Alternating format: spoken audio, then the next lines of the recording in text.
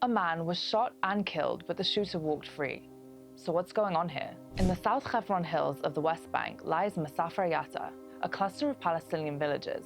One of these villages is al-Khair. For decades, there have been clashes between residents and nearby settlements, as well as mounting military pressure. That pressure reached a breaking point on Monday, July 28, 2025.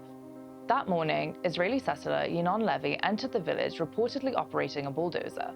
Him and another individual allegedly damaged trees and infrastructure, attempting to sever the main water pipe to the village. When local residents, including non-violent activist and educator Awdah Hathaleen, tried to intervene, Levi pulled out a gun and opened fire. Awdah was shot and killed. He was unarmed. Yinon Levi claims that the group were throwing rocks, but this has not been verified. Israeli soldiers and police arrived, and instead of arresting Levi, who was briefly detained and then released to house arrest the next day, soldiers arrested Palestinians at the scene, including Awdah's relatives and solidarity activists. On Tuesday, July 29th, soldiers stormed the mourning tent set up for Awdah.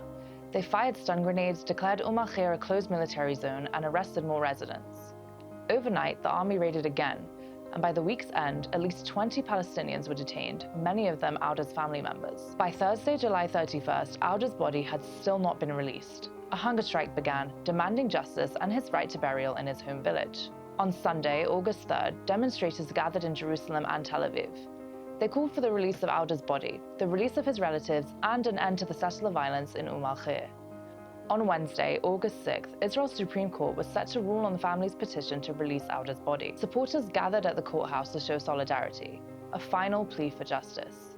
On August 7th, Awdah's body was released and the burial took place in the late morning. Awdah Hathaleen was more than a name. He was a teacher, a researcher, a beloved member of his community, and a lifelong defender of people's right to live in peace.